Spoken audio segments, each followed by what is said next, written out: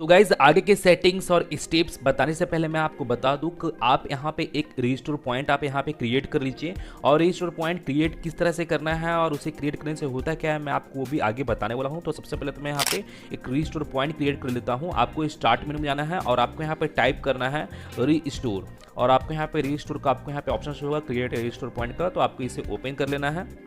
Open कर लेने के बाद अब आपको यहाँ पे करना ये है कि आपको यहाँ पे अपने सी ड्राइव को सिलेक्ट करना है और आपको यहाँ पे क्रिएट का बटन शो होगा। अगर बाय द वे आपका ये बटन हाइड रहता है तो आपको यहाँ पे कॉन्फ़िगर वाले ऑप्शन पे आपको यहाँ पे क्लिक करना है और आपको यहाँ पे इसे टर्न ऑन कर लेना है। टर्न ऑन सिस्टम प्रोटेक्शन आपको यहाँ पे कर लेना है, देन अप्लाई करना है, देन ओके करना है और आपको यहाँ पे क्रिएट का बटन शो होगा तो आपको इस क्रिएट वाले बटन पे आपको यहाँ पे क्लिक करना है।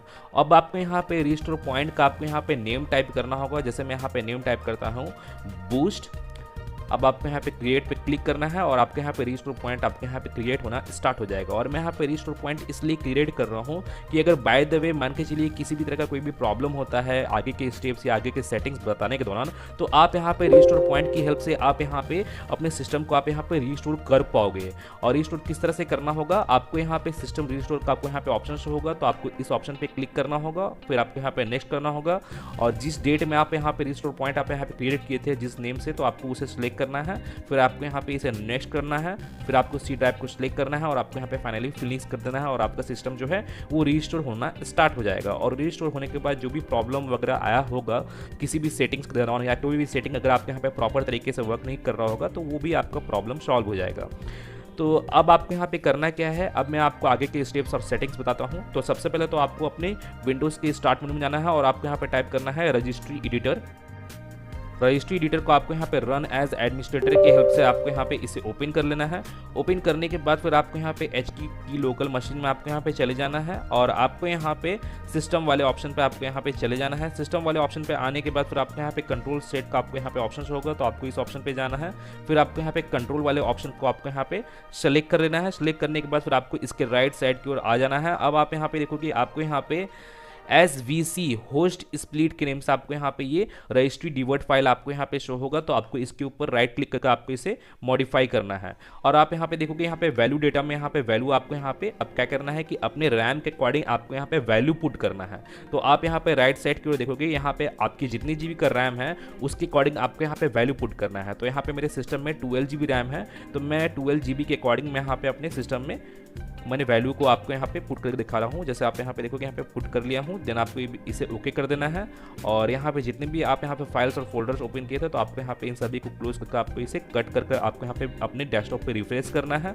अब मैं आपको यहाँ पे नेक्स्ट स्टेप बताता हूँ। तो नेक्स्ट स्टेप में आपको करना क्या है कि आपको अपने विंडोज़ की स्टार्ट मेनू में जाना है और आपको यहाँ पे सर्विसेज वाले ऑप्शन को रन एज एडमिनिस्ट्रेटर की हेल्प से आपको यहाँ पे इसे ओपन कर लेना है। और आपको यहाँ पे मैं कुछ सर्विसेज में आपको यहाँ पर बताऊँगा जो आपके सिस्टम के बैकग्राउंड में ऑलवेज रन करते रहते हैं, जो अननेसेसरी सर्विसेज है।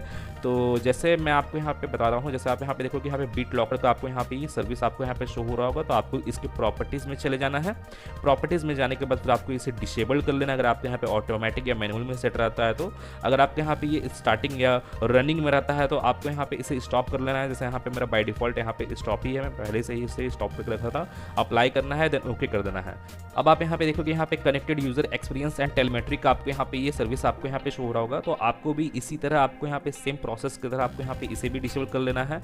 अब आप यहाँ पे देखोगे डायग्नोस्टिक एग्जीक्यूशन सर्विस आपको यहाँ पे शो हो रहा होगा तो आपको इसे भी आपको यहाँ पे डिसेबल कर लेना है। इसे भी डिसेबल करने के बाद फिर आपको यहाँ पे डायग्नोस्टिक पॉलिसी सर्विस को भी आपको यहाँ पे डिसेबल कर लेना है। और जैसे मैं आपको बता दूँ कि कौन कौन से सर्विसेज को आपको यहाँ पे डिसेबल करना है और कौन कौन से सर्विसेज से होता क्या है, मैं उसके रिलेटेड एक डेडिकेटेड सेपरेट वीडियो बनाया हूँ और मैं उस वीडियो का भी लिंक अपने इस वीडियो के डिस्क्रिप्शन में और ऊपर आई बटन पर भी दे दिया हूँ, तो आप जाकर उस वीडियो को भी वॉच कर सकते हैं।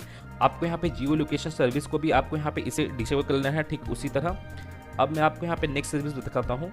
डाउनलोडेड मैप्स मैनेजर को भी आपको यहाँ पे इसी तरह आपको यहाँ पे डिसेबल कर लेना है। सेंसर सर्विस को भी आपको यहाँ पे उसी तरह आपको यहाँ पे डिसेबल कर लेना है।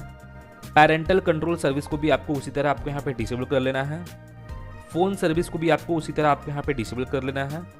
प्रिंटर स्पूलर सर्विस को भी आपको उसी तरह आपको यहाँ पे डिसेबल कर लेना है। अगर आप यहाँ पे प्रिंटर वगैरह अगर आप यहाँ पे यूज़ करते हो तो मैं आपको बोलूँगा कि आप यहाँ पे इसे डिसेबल नहीं कीजिएगा।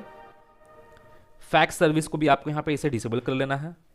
रिमोट डेस्कटॉप सर्विस को भी आपको यहाँ पे डिसेबल कर लेना है। स्मार्ट कार्ड सर्विस को भी आपको यहाँ पे डिसेबल कर लेना है। विंडोज़ बायोमेट्रिक सर्विस को भी आपको यहाँ पे डिसेबल कर लेना है अगर आप यहाँ पे बायोमेट्रिक डिवाइसेस अगर आप यहाँ पे यूज़ नहीं करते हो तो। विंडोज़ इनसाइडर सर्विस को भी आपको यहाँ पे डिसेबल कर लेना है। विंडोज़ एरर रिपोर्टिंग सर्विस को भी आपको यहाँ पे डिसेबल कर लेना है। तो ये सारे सभी सर्विसेज को डिसेबल कर लेने के बाद अब आपको करना क्या है कि अब आपको यहाँ पे अपने कीबोर्ड में Windows+R बटन को प्रेस करके आपको यहाँ पे अपने रन प्रोग्राम को ओपन करना है और आपको यहाँ पे टाइप करना है sysdm.cpl, देन ओके कर देना है और आपको यहाँ पे एडवांस वाले ऑप्शन पे चले जाना है और आपको यहाँ पे सेटिंग्स वाले बटन पे आपको यहाँ पे क्लिक करना है और आपको यहाँ पे थर्ड नंबर ऑप्शन आपको यहाँ पे एडजस्ट फॉर बेस्ट परफॉर्मेंस को आपको यहाँ पे चेक मार्क कर लेना है। और आपको यहाँ पे कुछ सर्विसेज है, कुछ ऑप्शंस है जिन्हें आपको यहाँ पे चेक मार्क करना है। जैसे मैं आपको बताता हूँ, smooth edge for screen font को आपको यहाँ पे चेक मार्क कर लेना है। सो ट्रांसलूशन सिलेक्शन डॉक्यूमेंट को चेक मार्क कर लेना है। सो थंबनेल इनसाइट्स को आपको यहाँ पे चेक मार्क कर लेना है।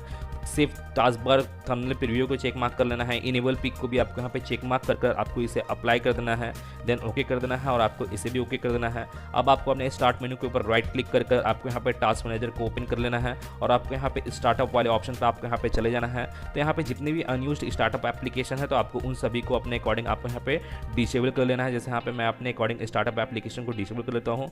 और अगर बाय द वे आपको यहाँ पे रियल टेक से रिलेटेड अगर आपको यहाँ पे स्टार्टअप एप्लीकेशन शो होता है या इंटेल के रिलेटेड या आपके टच पे ड्राइवर के रिलेटेड, तो आपको उन जैसे स्टार्टअप एप्लीकेशन को आपको यहाँ पे डिसेबल नहीं करना है। जो अननेसेसरी स्टार्टअप एप्लीकेशन है तो उसे ही आपको यहाँ पे डिसेबल कर लेना है। इन सभी को डिसेबल करने के बाद फिर आपको अपने कीबोर्ड में Windows+I बटन को प्रेस करके आपको अपने विंडोज़ के सेटिंग्स को ओपन करना है और आपको यहाँ पे प्राइवेसी वाले ऑप्शन पे आपको यहाँ पे चले जाना है और आपको यहाँ पे बहुत सारे ऑप्शंस होंगे, general, speech, diagnostic and feedback related, linking, typing, personalization के रिलेटेड। ये आपके विंडोज़ परमिशंस है जिन्हें आपको यहाँ पे टर्न ऑफ कर लेना है। और यहाँ पे भी आपको ऐप परमिशंस भी आपको यहाँ पे शो होगा, लोकेशन के रिलेटेड, कैमरा के related, call, email, messages, video, photos के रिलेटेड आपको यहाँ पे शो होंगे। तो आपको यहाँ पे एक एक करके आपको इन सभी ऑप्शन पे जाना है और आपको यहाँ पे इन सभी ऑप्शन को आपको एक एक करके टर्न ऑफ कर लेना है। जैसे मैं यहाँ पे टर्न ऑफ कर रहा हूँ, ठीक इसी तरह आपको यहाँ पे इन सारे ऑप्शंस को आपको यहाँ पे टर्न ऑफ कर लेना है। जितने भी आपको यहाँ पे शो होते तो आपको यहाँ पे सारे को ही आपको यहाँ पे टर्न ऑफ कर लेना है। तो और गाइज अगर आप अभी तक मेरे अनदर सोशल मीडियाज़ को फॉलो नहीं किए हो, ज्वाइन नहीं किए तो जल्दी से जाके ज्वाइन कर ले, फॉलो कर ले, क्योंकि मैं वहाँ पे बहुत सारे वीडियो कंटेंट और बहुत सारे इंपॉर्टेंट सॉफ्टवेयर वगैरह डालता रहता हूँ जो आपको हमेशा काम में आएगा। और आपको सभी का लिंक मेरे इस वीडियो को डिस्क्रिप्शन में देखने को मिल जाएगा, तो आप वहाँ से जाके उन सभी को ज्वाइन कर सकते हो, फॉलो कर सकते हो।